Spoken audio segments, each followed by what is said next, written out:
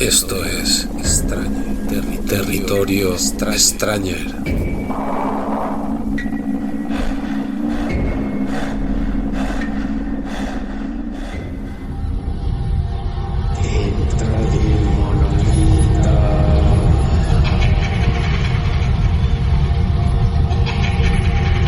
Bienvenidos, amigos, a Territorio Extraño.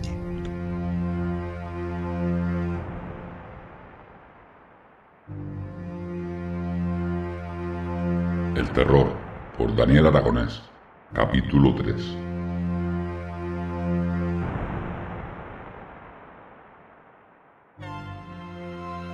Hablamos del terror, de una ansiedad agónica que causa ciertos efectos en la mente humana y nos obliga a buscar refugio. Conocer los factores del miedo es imprescindible para la creación artística.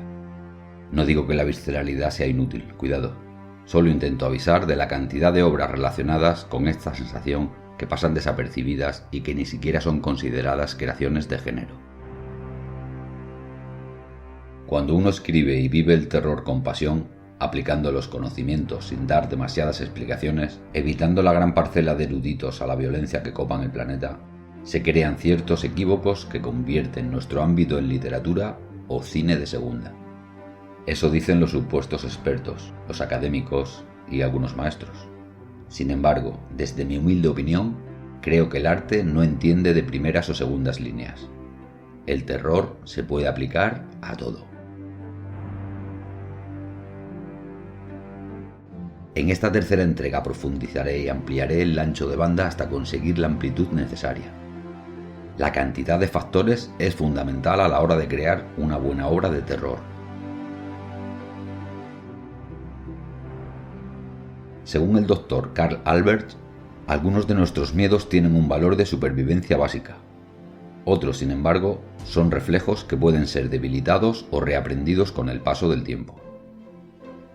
En el terreno de la realidad más pura, sin añadir flecos o rizar el rizo, todos los humanos compartimos de base 5 miedos fundamentales, ocultos en esa oscuridad atávica de la que ya he hablado. El resto de nuestros temores parten de ahí y se bifurcan en infinidad de sendas tenebrosas.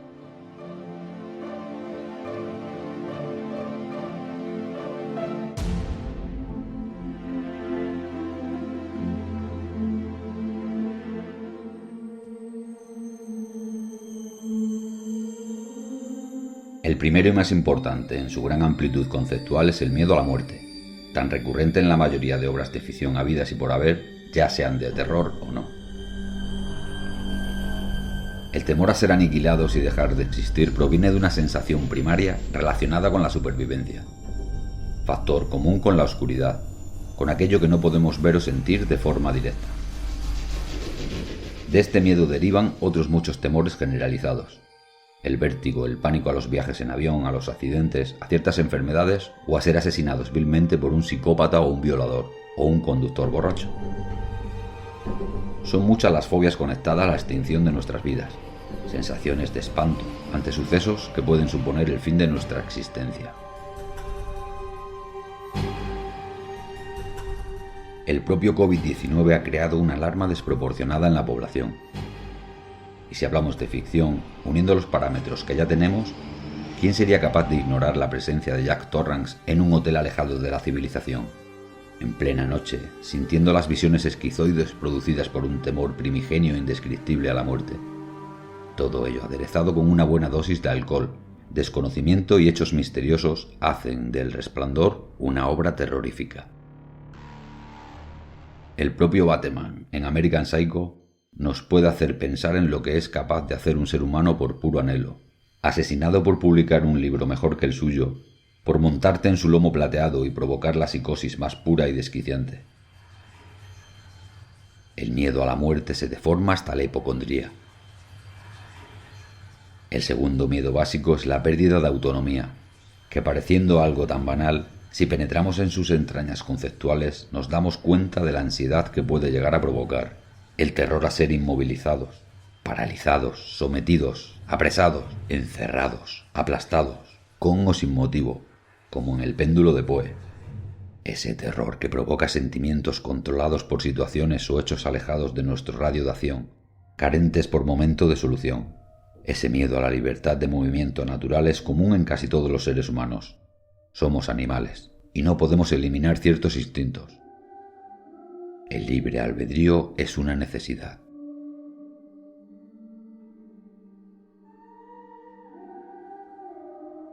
Ese miedo es conocido como claustrofobia, pero se puede desarrollar de otras formas. A fin de cuentas, es una relación psicológica conectada de forma directa con la interacción y el comportamiento social. El propio Albert nos pone como ejemplo el conocido miedo al compromiso. Como podéis comprobar, el cóctel va creciendo. La ecuación para crear un ambiente terrorífico admite ciertas variantes. Solo hay que ahondar en la psique humana y decorar nuestro interior como si fuese Halloween. El tercer factor no es otro que la soledad. Nos produce pavor sentirnos abandonados. El rechazo nos consume. El desprecio golpea con fuerza y nos deja fuera de combate en cuestión de segundos. La pérdida de conexión con la sociedad produce una sensación de angustia ante el riesgo de convertirnos en alguien no querido, despreciado, un ser al que nadie valora ni respeta y que se va a morir de asco tirado en cualquier rincón, como una rata maloliente, igual que un bicho apestoso. Este miedo se muestra en pantalla a través de nuestras reacciones.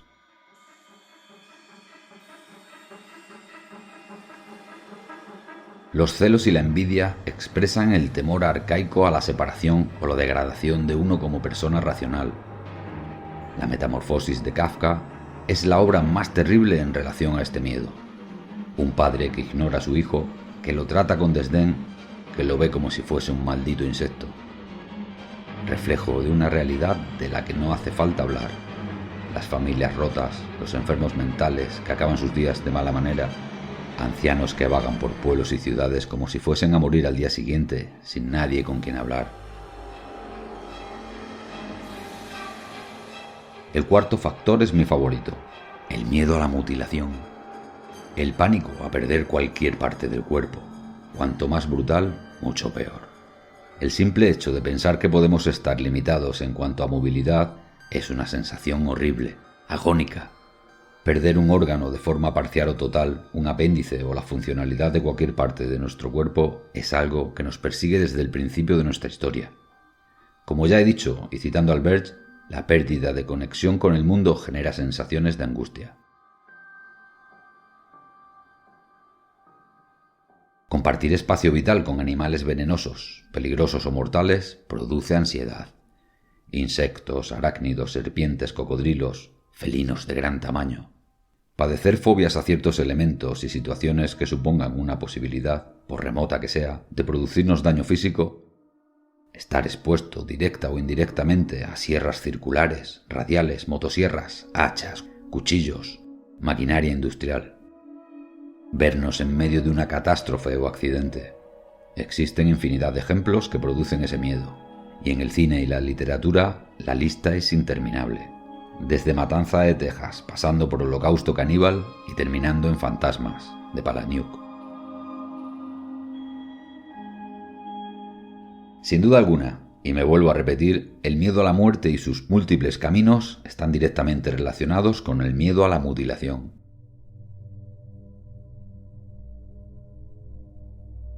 El quinto factor no es otro que el daño o perjuicio al ego, enemigo silencioso de la humanidad. El terror a la humillación, a pasar vergüenza, estar sometidos a situaciones de profunda censura o desaprobación. Todo aquello capaz de dañar la integridad del ser es conocido como muerte del ego. Sentirse rechazado, el simple miedo que produce hablar en público, capaz de aniquilar nuestra integridad debido a un ridículo inventado por nuestro cerebro, totalmente irreal. En palabras de Albert, el fanatismo religioso y la intolerancia pueden expresar el miedo a la muerte del ego en un nivel cósmico. Bajo mi criterio, solo las religiones dan respuesta a cobertura a estos 5 grandes miedos existenciales, básicos e inherentes al ser humano y al desarrollo cerebral. El gran éxito de la religión no es otro que este: la culpa, el pecado, el miedo a una represalia divina, la existencia del infierno y el castigo proveniente del más allá. Hay que leer El Golem, de Gustav Meyrink.